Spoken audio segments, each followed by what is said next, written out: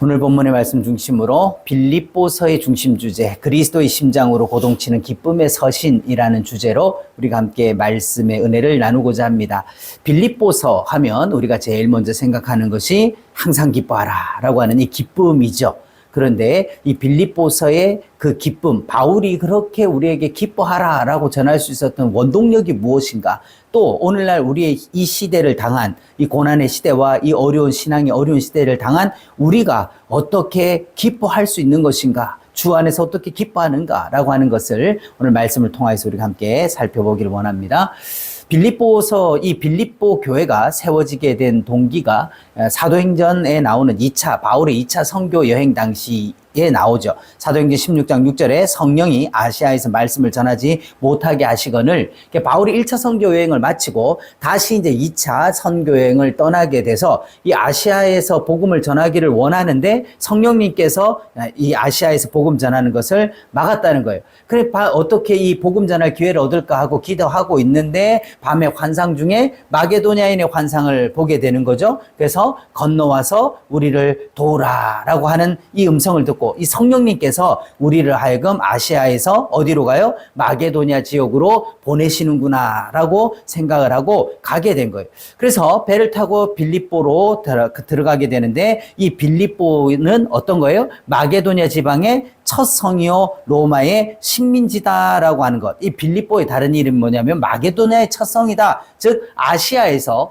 유럽으로 복음이 넘어가기 위한 첫 번째 관문에 있던 도시가 바로 이 빌립보라는 곳이었죠.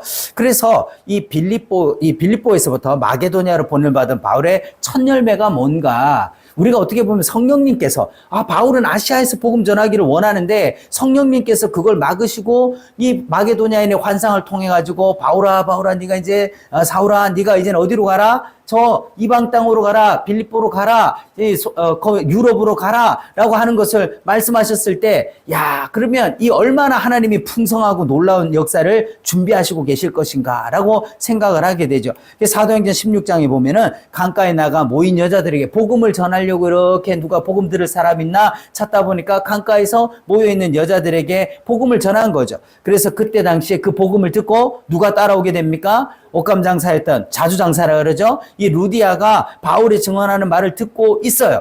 자, 근데 거기에는 루디아만 있은 게 아니에요. 많은 사람들이, 많은 여자들이 그 이야기를, 그 바울이 전하는 복음을 들었는데 이 중요한 부분이 뭡니까? 주께서 누구의 마음을 열어줬어요? 그 많은 사람 가운데서 루디아의 마음을 열어서 바울의 말을 따르게 하셨다라고 하는 것이죠. 오늘날도 보면요, 전하는 것은 누구에게 있는 겁니까? 우리가 열심히 우리가 전하는 거예요. 근데 그것을 듣고 믿어 하나님의 의에 이르게 하는 것은 또 누가 함께 역사하시는 겁니까? 성령님의 역사인 거죠. 그러니까 이 복음 증거도, 이것이 믿어지게 하는 것도, 그 사람을 거듭나게 하는 것도 성령님의 역사인데 중요한 건 뭡니까? 그럼 성령님 알아서 하세요. 이게 아니라 우리가 뭐를 전해줄 때, 복음을 전해줄 때 성령님이 함께 역사하셔서 그 심령을, 예비된 심령을 변화시키신다는 거죠. 그래서 그 루디아가 자기와 그의 집이 다 세례를 받고, 그리고 나를 주 믿는 자로 알거든 내 집에 들어와서 유하라 강권하여 머물게 했다는 것입니다. 그러니까 어떻게 보면은 이제 바울이 누군지도 몰라요. 그죠? 그냥 처음 만났는데 그 복음을 듣고 그 가슴이 얼마나 뜨거워지니까 바울과 그 신라를 데리고 어떻게 합니까? 이렇게 우리 집에 와서, 쉽게 얘기하면 뭐예요? 우리 집을 교회 삼아서 개척하자, 이제 교회를 세우자, 말씀 전해달라라고 머물게 해줬다는 거예요. 그러면 이 빌립보의 첫 번째 열매가 뭐냐? 루디아라고 하는 여인이었다라고 하는 거. 또 사도행전 16장에 보면요, 그 빌립보에서 이제 복음을 전하고 있는데 뭐가 와요? 점치는 귀신 들린 한 여종이 와가지고 계속 따라다니면서 이야기를 합니다. 그래서 이 여종에게서부터 귀신을 쫓아내주는 사건이 생기죠.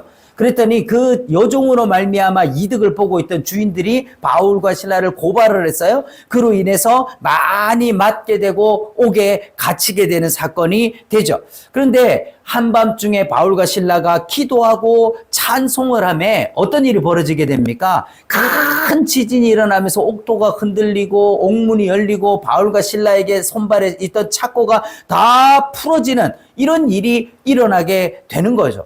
자, 이게 뭐예요? 이걸 통해 가지고 어떻게 됩니까? 그 간수장이 야, 죄인들이 도망갔나 보다. 죄수들이 다 도망갔다. 그래서 칼에 엎드려져 자결을 하려고 하는데 이때 바울과 실라가 야, 형제여 몸을 상하게 하지 마라. 우리가 다 여기 있다. 그렇게 하니까 어떻게 해요? 그 간수가 와가지고 무릎을 꿇고 선생이여 내가 어떻게 하여야 구원을 받으리까? 자, 이건 뭘 위해서 이 일이 예비되어 있다는 거예요? 그 간수장과 이 복음을 듣는 자를 구원하시기 위해서 만약에 사도 바울과 실라가 매를 맞는 일이 없고 감옥에 갇히는 일이 없었다라고 한다면 이 간수장이 복음을 듣고 구원받을 기회가 있었다 없었다? 없었을 가능성이 더 많은 거죠. 그런데 그 고난을 통해서도 하나님은 뭐를 증거하기를 원하신 겁니까? 복음이 증거되기를 원한 거예요. 어떻게 구원을 받냐? 그랬더니 뭐예요? 주 예수를 믿으라. 그리하면 뭐를 받게 된다? 구원을 받게 된다. 자, 이건 우리가 그냥 가볍게 보고 할 게 아니죠. 우리도 그럼 어떻게 구원을 받는 거예요?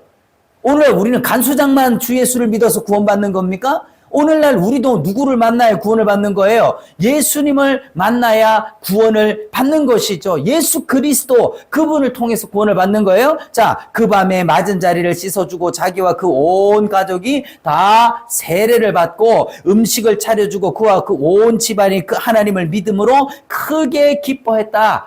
음식을 이제 낮에는 시컷 두드려 팼다가 이제 저녁에 정신 차리고는 씻어주고는 음식을 차려주고 참 대우를 해줬다라고 하는 것입니다. 그래서 주를 영접하고 주를 대접한 것, 이건 단순히 바울을 대접한 게 아니라 바울이 전한 복음, 즉 예수 그리스도를 영접하고 그 주를 대접한 것과 같은 것이죠. 그래서 사도행전 16장 40절에 옥에서 나와 루디아의 집에 형제들을 만나봤다라고 말씀해요. 여기서 이제 나와가지고 형제 루디아의 집이 어떤 역할을 하고 있는 겁니까? 지금 빌립보의 교회, 첫 번째 교회를 이제 하고 있는 거죠. 거기서 형제들을 만나봤다라고 할 때 어떤 형제들이, 여기서 말하는 형제들이 누구겠습니까? 우리가 지금 사도행전 16장을 통해서 볼 수 있는 거는요, 루디아의 가족들과 이 간수의 가족들과 그리고 귀신 쫓아내줬던 그 여종과 그리고 그런 사람들이 이 빌립보 교회의 개척 멤버였다. 어떻게 보면 뭐예요, 이게? 아주 막 대단한 사람들이 모인 거예요. 사도 바울을 지금 빌립보로 보내신 분이 누굽니까? 성령님이세요. 성령님이 보내서 하면, 야, 오늘날로 이야기하면 막 내가 가서 교회 하나만 세우면, 개척교회 막 문만 열면은 막 의사, 판사, 검사, 국회의원 막 이런 세상에 유명하고, 그 다음에 세상에 이름 있고 돈 있고 이런 사람들 팍 몰려들어가지고 엄청 해줄 것 같은데, 그게 아니었다. 하나님께서는 지극히 적은 자들을 불러서 시작하게 하셨다는 것이죠. 오늘 우리에게도 동일한 이런 것입니다. 하나님의 복음의 역사는요, 힘있고 능력있고 거대하고 이런 사람들을 통해서도 일어나지만 지극히 적고 평범하고 낮은 자들을 통해서, 심지어는 복음을 박해하는 자들을 통하여서도 하나님께서는 그 일들을 이루어 가신다라고 하는 것들을 우리가 볼 수가 있죠.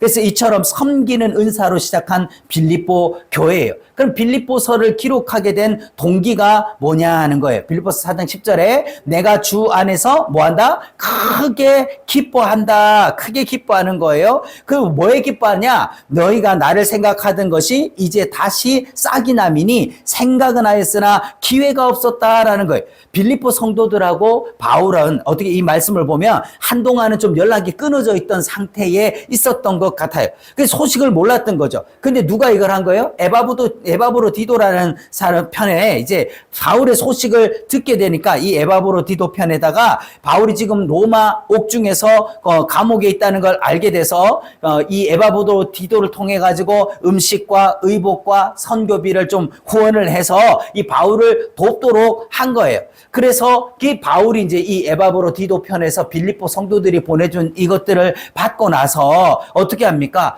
그 빌립보 성도들에게 감사하고 있는 게 아니에요. 이는 받으실 만한 향기로운 제물이요 하나님을 기쁘시게 한 것이다 라고 뭐로 요구한 거죠? 하나님께 먼저 영광을 돌리고 있다는 거예요. 주목할 점이요, 빌립보 성도들에게 먼저 감사를 돌리고 있는 것이 아니다라고 하는 겁니다. 자, 이게 이제 오늘 우리에게도 참 중요한 부분들을 알고 있는 거죠. 그래서 빌립보 성도들에게 보내준 이 예물을 받은 다음에 사도 바울은 이렇게 얘기해요. 내가 어떤 형편이든지 나는 자족하기를 배웠다. 나는 비천에 처할 줄도 알고 풍부에 처할 줄도 알고, 그래서 뭐예요? 난 잘 줄 안다. 이렇게 다 할 수 있다. 그리고 배고픔과 궁핍에도 잘 줄 아는 일체의 비결을 배웠노라. 자족하기를 배웠다. 그리고 일체의 비결을 배웠다. 뿐만 아니라 내게 능력 주신 자 안에서 내가 모든 것을 할 수 있다라고 하는 겁니다. 한마디로 말해서 사도 바울이 이렇게 이야기하는 건 뭐예요? 내가 지금 이 고난을 당하고 어려움을 당하는 것은 단순히 육체적인 고난이 아니라 하나님께서 나를 이렇게 훈련시키고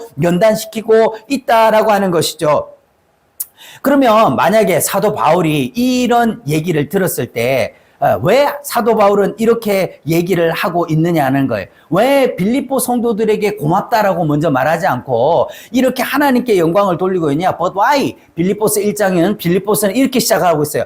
예수 그리스도의 종 바울은, 한마디로 바울을 부르시고 바울을 택하시고 지금 바울에게 이 사역을 하게 하시는 분이 누구십니까? 예수 그리스도예요. 한마디로 바울을 피로 값주고 산 주인은 예수님이시다라고 하는 것입니다. 그런데 바울이 먼저 이렇게 이 빌립보 성도들이 보내준 것을 받아서, 야, 내가 그래 참 힘들고 어려운데 외투도 없어가지고 추워서 덜덜 떨고 먹을 것도 없어서 배가 고팠는데 너희들이 보내준 것 때문에 내가 너무 만족한다, 너무 기쁘다라고 한다면 어떻게 되는 거예요? 바울을 피로 값주고 사신 하나님의 이름은, 내가 바울을 책임지겠다, 내가 너의 주인이다라고 하는 그 예수 그리스도의 피값은 어떻게 되는 겁니까? 이게 참 부끄러움을 당하게 되는 것이죠.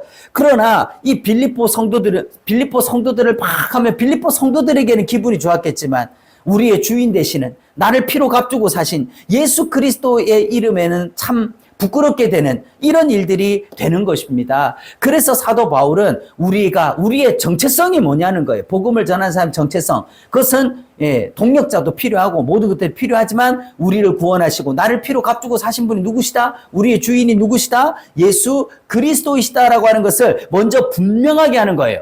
오늘날 우리가 이 부분을 잘 좀 이해를 해야 될 필요가 있을 것 같아요. 그러니까 만약에 그럼 난 다 이렇게 자족하기를 배웠고 비천하에도 풍부해도 일체의 비결 배웠다, 이 소리를 빌립보 성도들이 들을 때 뭐라고 해요? 아이, 우리 괜히 보냈나 보다. 뭐 다 풍족하다는데 뭐 비천해도 좋고 부자에도 좋고 못 먹어도 좋고 다 좋다는데 우리가 뭐 하려고 거기 보냈지? 이런 생각을 할 수도 있지 않겠습니까? 그런데 모든 건 뭐예요? 이걸 바울에게 준 것이 아니죠. 빌립보 성도들도. 뭐를 위해서 준 겁니까? 그리스도 예수의 복음을 위하여서 준 거잖아요. 근데 오늘날 우리도 말은 그렇게 하면서도 어떻게 해요? 아이고, 이번에 어느 장로님이, 어느 집사님이, 어느 권사님이 이렇게 귀한 것을 드렸습니다. 이만큼 헌금했습니까? 이만큼 섬겼습니다. 막 사람을 띄워주는데 먼저 집중한다는 거. 그러면 그도 망하고 교회도 망하고 우리 모두가 그리스도의 이름을 부끄럽게 하지 않는가? 먼저 하나님께 영광. 왜? 그거 목사 보고 준 것도 아니고 선교사 보고 준 것도 아니고 그걸 자기 이름의 영예를 위해서 준 것도 아니고 누구를 위한 겁니까? 그리스도의 복음을 위하여서 한 것이니까.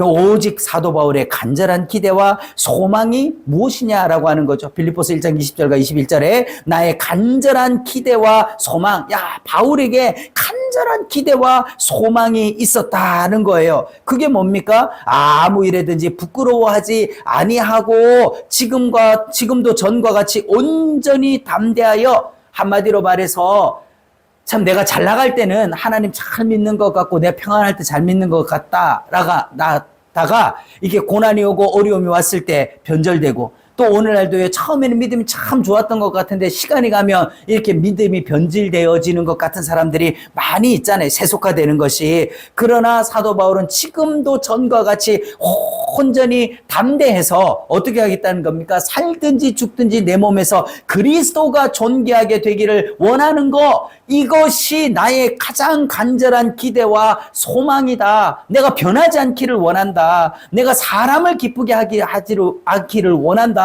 나는 오직 그리스도가 존귀케 되기를 원한다. 그래서 내게 사는 것이 그리스도니 죽는 것도 유익함이다 라고 말씀을 하고 있는 겁니다. 쉽게 얘기하면 무엇입니까? 내가 나를 값주고 사신 그 그리스도를 위하여서 내가 죽는 것도 유익하다. 나는 이것이 변하지 않기를 원한다. 나는 오직 하나님만을 위해서 살기를 원한다. 주의 복음 위하여서 살기를 원한다. 나를 처음 택하여 주셨던 그 택하심의 은혜대로 살기를 원한다 라고 하는 것을 말하는 것이죠.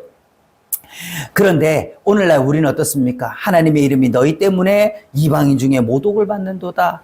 한마디로 말해서 내가 살든지 죽든지 그리스도 안에 있어요. 내게 사는 것은 그리스도니 죽는 것도 내게 유익하다. 내 속에 계신 그리스도를 위하여서 살 때에 하나님 앞에 모든 것이 영광이 되는 것인데 내가 세상적인 것을 위하여서 살고 내가 하나님의 이름, 내가 그릇된 길로 갈 때 나 때문에 하나님의 이름이 이방인들 가운데 모독을 받게 되는 이런 일들이 벌어지게 되는 거죠.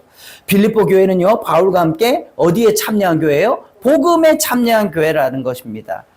자, 실제로 빌립보 성도들이 로마로 가서 복음을 전하고 에베소로 가서 복음을 전하고 하는 것이 아니라 누가 가서 전하는 거예요? 바울이 가서 복음을 전해요. 그런데 바울의 기쁨, 바울의 복음을 전하는 모든 것들과 바울의 슬픔과 아픔 모든 것, 그게 뭐예요? 너희가 내 괴로움에 함께 참여하였으니 잘하였도다. 잘한 것이다. 뭐에 참여했다는 거예요? 바울이 지금 선교 여행하고 있는, 이 전도하고 있는 이거에 참여한 게 잘했다. 그래서 복음의 시초에 내 일에 참여한 교회가 너희 외에는 아무도 없었다. 내가 이방의 복음을 전하기 위해서 갈 때 나를 돕고 나와 함께 기도하고 나와 함께 동력한 교회가 너희밖에 없었다라는 거예요. 데살로니가 있을 때에도 너희가 한두 번 아니라 두 번이나, 한 번뿐만 아니라 두 번이나 나의 쓸 것을 보내었도다. 이는 받으실 만한 향기로운 제물이요 하나님을 기쁘시게 한 것이라. 여기서 동일하게 이야기하라는 거죠. 내가 주를 위하여 일하듯이 너희가 나의 쓸 것을 채운 것들은 뭐를 위한 거다? 복음을 위하여서 한 것이다. 지극히 작은 자 하나에게 한 것이 곧 내게 한 것이다 라고 하신 말씀처럼 우리가 이 복음의 동력자들이 되는 것이다는 거죠. 빌립보서 4장 19절에서 20절에 나의 하나님이 그리스도 예수 안에서 영광 가운데 그 풍성한 대로 뭐 해줘요? 너의 모든 쓸 것을 채우실 것이다. 너희들이 이렇게 나의 복음에 참여한 그 복음에 참여하기 위해서 때로는 너희들에게도 필요하지만 귀한 물질을 주고 너에게도 입어야 될 의복들을 나를 위하여서 주고 했던 그 빈자리들을 하나님이 풍성한 대로 채워줄 것이다. 이 물질적인 축복을 해주고 있죠. 요한 3서에도 보면은요, 가이오에게 사랑하는 자의 내 영혼이 잘된 같이 범사가 잘되고 강건하기를 간구하노라. 이렇게 축복해주는 장면들이 나오게 됩니다. 우리는 이런 말씀이 올 때 이럴 때는 아멘이 세게 나오잖아요.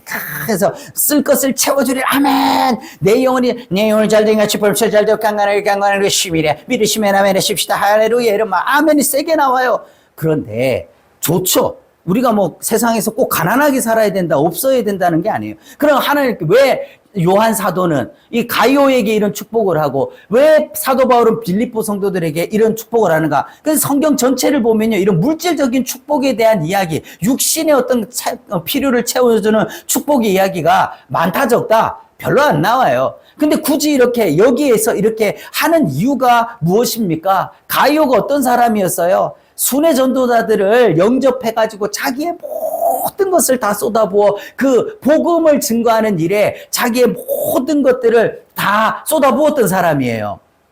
그래서 실제로 보면 가이오가 이런 축복을 우리가 보면 내 영혼이 잘되고 같이 범사가 잘되고 강건하기를 간구해서 정말 가이오가 이 땅에서 잘 먹고 잘 살고 이 땅에서 떵떵거리고 부자로 살았냐는 거예요. 그게 아니었잖아요. 그게 아니에요. 자기에게 주어진 모든 것을 다 복음을 위해서 쓰던 사람.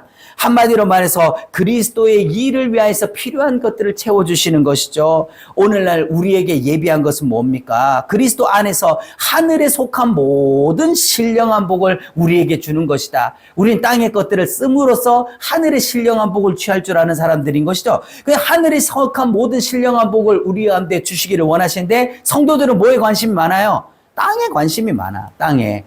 필요 없다는 게 아닙니다. 그러나 그걸 통해서 우리에게 하나님께서 뭘 하시기를 원하시느냐라고 하는 것을 깨달아야 되는 거죠. 자, 그래서 내게 능력 주시는 자 안에서 모든 것을 할 수 있다라고 하는 이것이 무슨 뜻입니까? 내게 능력 주신 자 안에서 내가 모든 걸 할 수 있다 했을 때 빌립보서 3장 1절에 나의 형제들아 주 안에서 기뻐하라 내가 주 안에서 크게 기뻐함은 이렇게 설명합니다.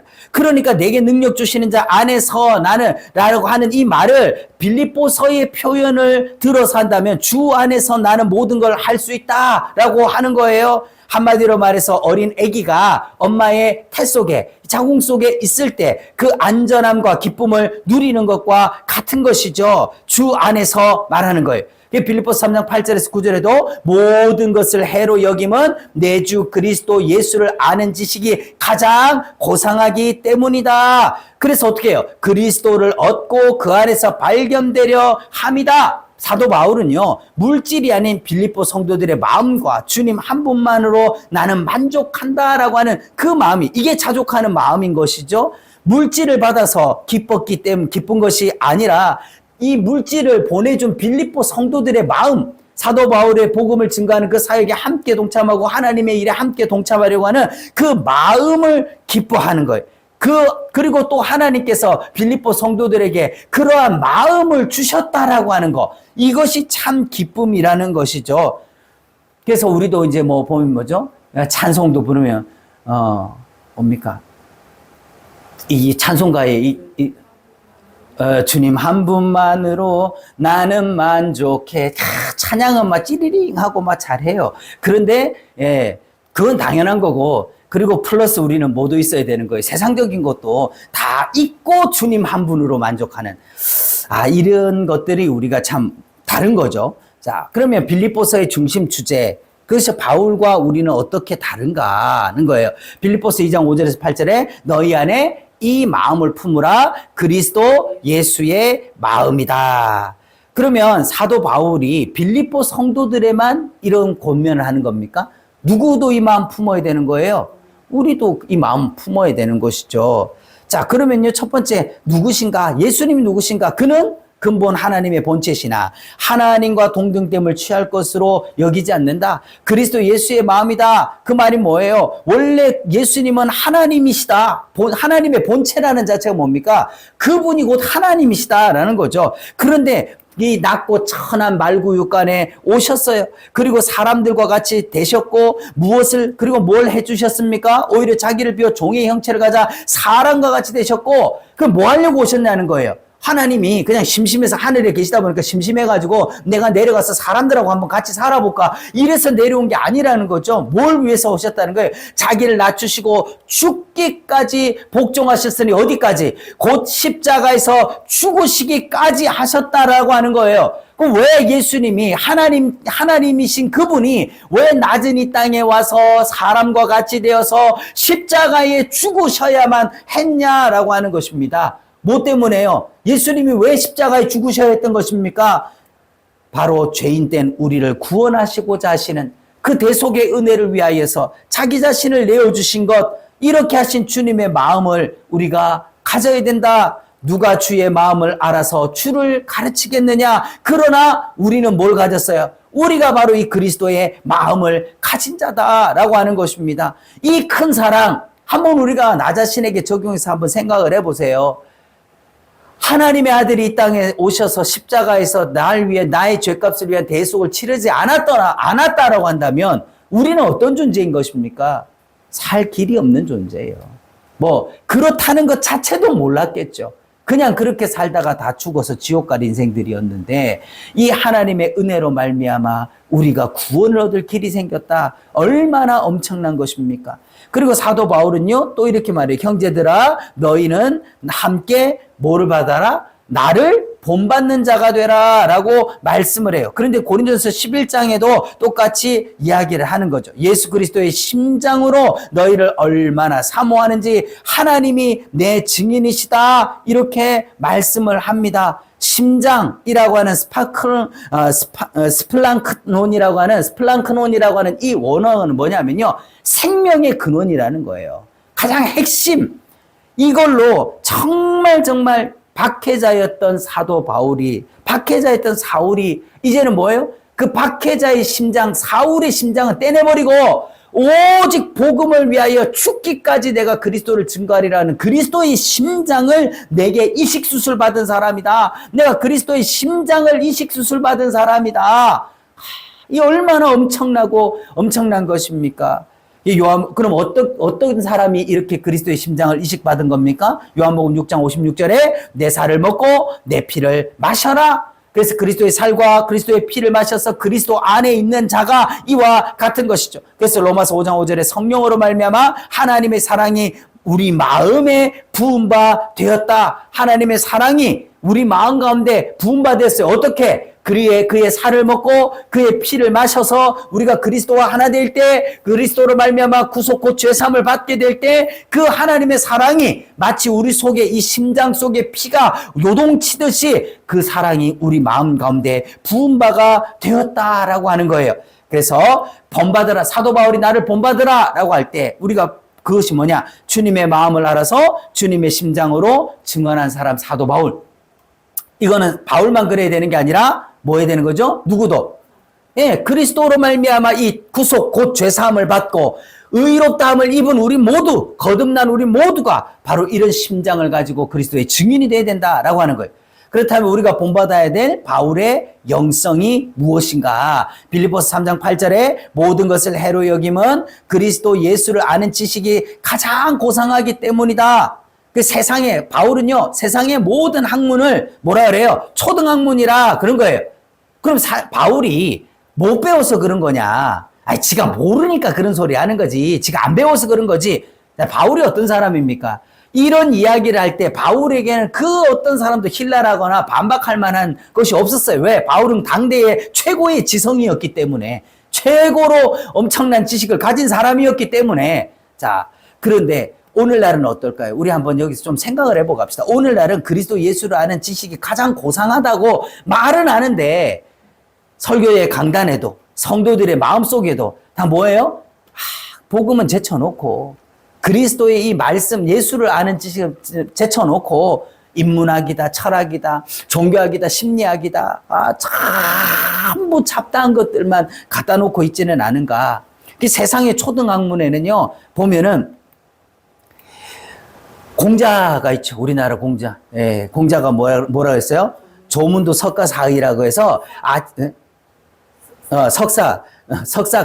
석사가의라고 해서 아침에 내가 도를 깨달으면 저녁에 죽어도 좋다. 예. 그 공자 꽤 오래 살았거든요. 그게 뭐예요? 죽을 때까지 뭐 못 깨달은 거, 이 사람은. 예. 자기 아침에 깨달으면 저녁에 죽어도 좋다 그래 놓고는 꽤 오래 살았어요, 공자는. 그 전란 속에서도. 그 말은 죽을 때까지 이 사람도 뭐 못 깨달은 거죠. 예, 못 깨달은. 그건 자기도 못 깨달고 죽었는데 그걸 죽어라고 또 따라가잖아요. 불교는요, 뭐예요? 견월망지. 자, 저게 달이다! 그러면은, 달을 보고, 달을 가리키던 손가락은 잊어버려라, 이 말이에요. 그런데 뭐예요? 예, 사람들은 달은 안 보고, 손가락만 보고 있는 손가락만. 저게 달이라! 그러는데, 저 손가락이 어찌 생겼나? 이것만 보고 있어. 그래서, 안 된다는 거예요. 소크라테스는요, 너 자신을 알아라. 자, 우리는 우리 자신을 참 잘 알아요. 우리 자신을 알면 뭐예요? 죄인이다. 나는 깨달을 수도 없는 자고 알 수도 없는 자고 다 무지하고, 자, 우리는 이런 사람이죠. 그런데 예수님은요, 이 사람들을 공자, 불교, 이 석가모니, 소크라테스, 이 사람들을 우리가 윤리에서 뭐라고 말합니까? 성자라 그래, 성인이라 그래, 성인. 현자, 성인이다. 깨달은 사람들이다. 그런데 이 사람들은 참 결국 모르고 마는 거죠. 그런데 예수님은요, 내가 곧 길이다, 진리다, 생명이다. 자, 저게 길이다. 저게 생명이다. 저거로 가면은 너희가 진리를 알 것이다. 그렇게 얘기하지 않았다는 거예요. 예수님은 내가 곧 길이고, 내가 진리고, 내가 생명이다. 라고 한 것이죠. 자, 어느 누가 이렇게 말을 할 수 있는 사람이 있고, 어느 누가 이렇게 말해준 자가 있습니까? 없어요. 없어. 그러나 오직 우리 주님께서는요, 내가 길이다, 내가 진리다, 내가 생명이다 라고 말씀을 한 거예요. 그럼 마태복음 13장 44절에 천국은 마치 밭에 감추어진 보화와 같으니 사람이 이를 발견한 이 밭에 감추어진 보화, 이 보화를 누가 발견했어요? 우리가 발견한 사람이다 이 말이에요. 우리가. 그런데 세상에서는 아직도 이거를 알지 못해서, 이걸 발견하지 못해서 엉뚱한 길에서 막 헤매고 있는 사람들도 많이 있죠. 오늘 우리가 이 보화를 발견하고 이 기쁨을 알고 이 은혜 가운데 참여한 자라면요, 로마서 14장 7절에 우리 중에 누구든지 자기를 위하여 사는 자가 없고 자기를 위하여 죽는 자도 없도다. 진짜 우리가 그리스도로 말미암아 거듭난 사람이라면 자기를 위해서 사는 자, 바울만 그런 게 아니라 그리스도로 말미암아 거듭난 모든 사람들은 다 이런 사람들이다. 한마디로 말해서 그리스도를 얻고 인생의 목적과 가치관이 변해요. 진짜 예수 믿었다. 진짜 내가 예수 그리스도를 만났다라고 하는 게 뭡니까? 인생이 사는 목적이 달라지는 거죠. 그리고 세상을 바라보는 세계관, 가치관이 바뀌는 사람들이다라고 하는 거예요. 두 번째로 우리가 본받아야 될 바울의 영성은요. 2장 17절과 18절에 만일 너희 믿음에 재물과 섬김 위에 나를 전제로 드릴지라도, 한마디로 말해서 이 전제라고 하는 건 뭡니까? 번제, 소제 다 드리고 난 다음에 그 위에 다시 포도주를 부어가지고 하나님 앞에 한 번 더 부어드리는 제사.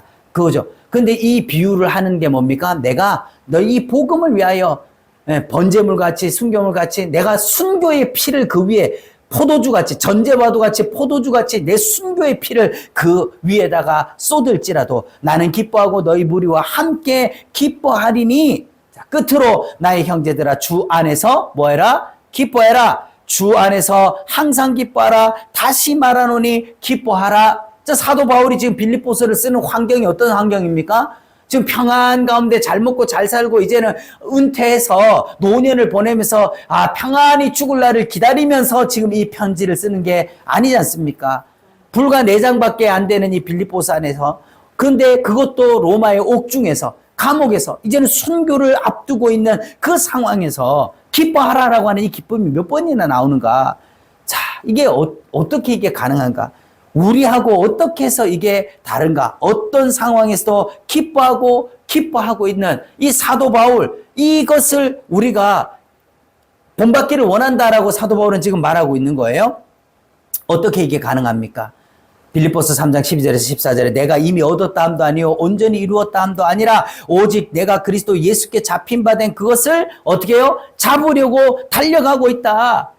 우리도 마찬가지지 않습니까? 이미 얻은 예수 그리스도의 십자가 구속으로 말미암아 구속 곧 죄사함을 받을 때 이미 우리는 구원을 받았으나 아직 우리가 영원한 구원 속에 간 것이 아닌 이미와 아직 속에 있는 이때에서 우리도 어떻게 해요? 이 구원을 놓치지 않을 이 구원을 가지고 다름질을 하는 것이죠.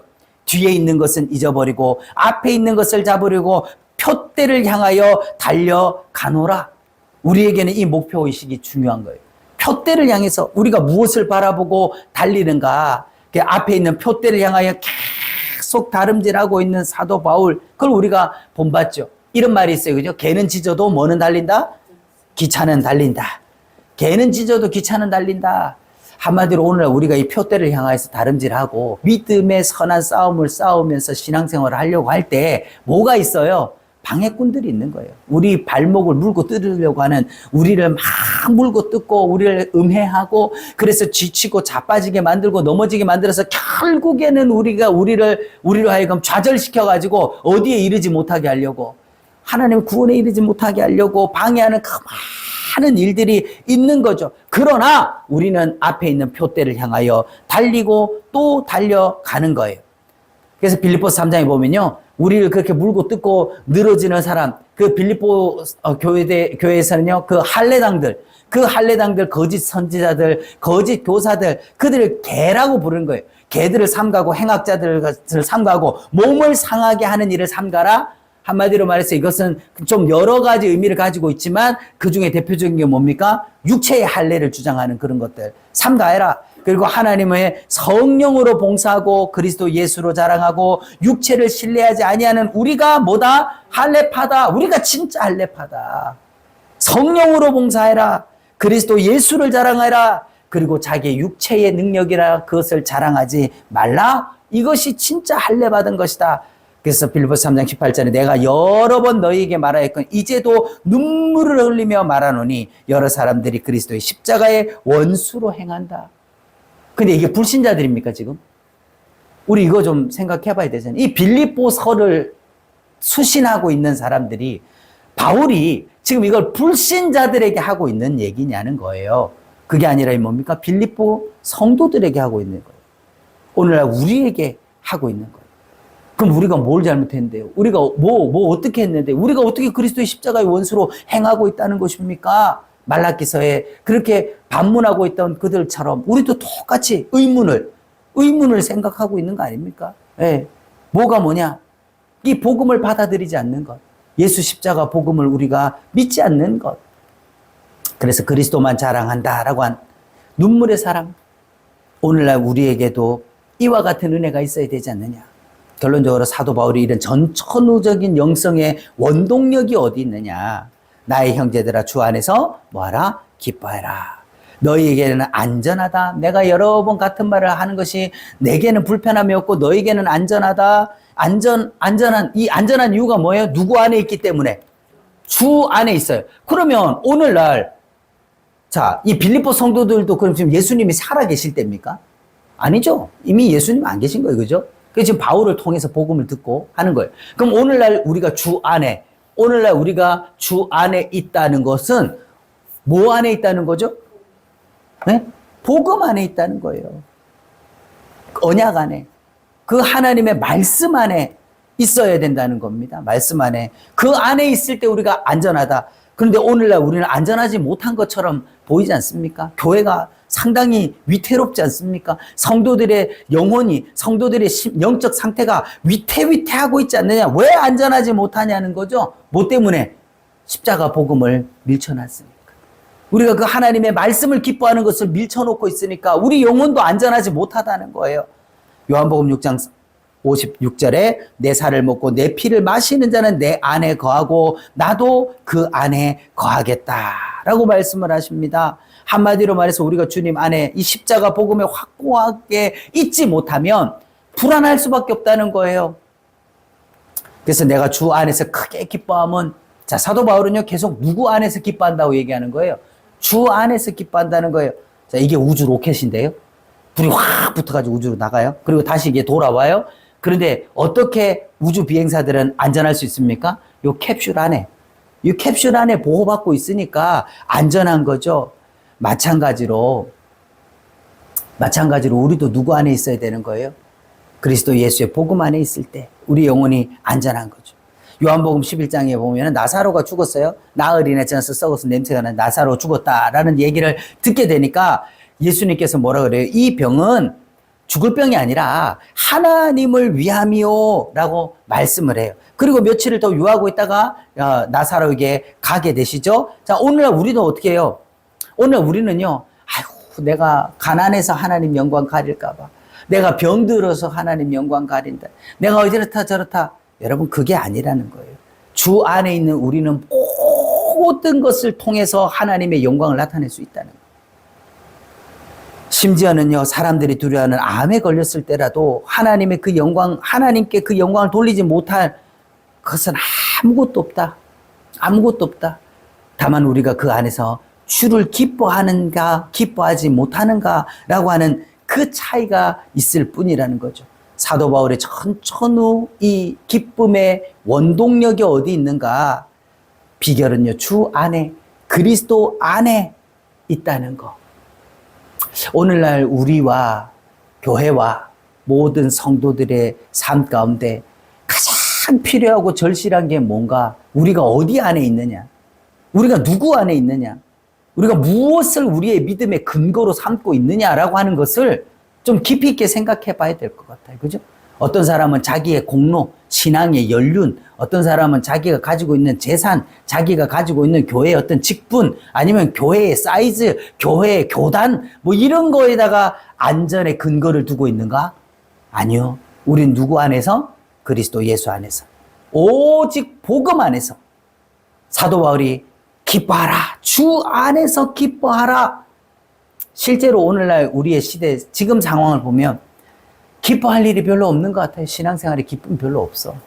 소망도 없어 보이고. 그런데 세상을 보면 그렇죠. 그러나 오늘 우리는 누구 안에 있기를 더 기뻐해야 되는 겁니까? 그럴수록 우리의 믿음의 근거, 그럴수록 우리는 더 누구 안에 있으려고 몸부림치는 겁니까? 복음 안에, 그리스도 예수 안에. 그래서 그 복음 안에 감추어진 비밀을 발견해서 세상을 이기는 믿음의 사람으로 다 세워지는 저와 여러분 되기를 예수님의 이름으로 축복합니다. 기도하겠습니다.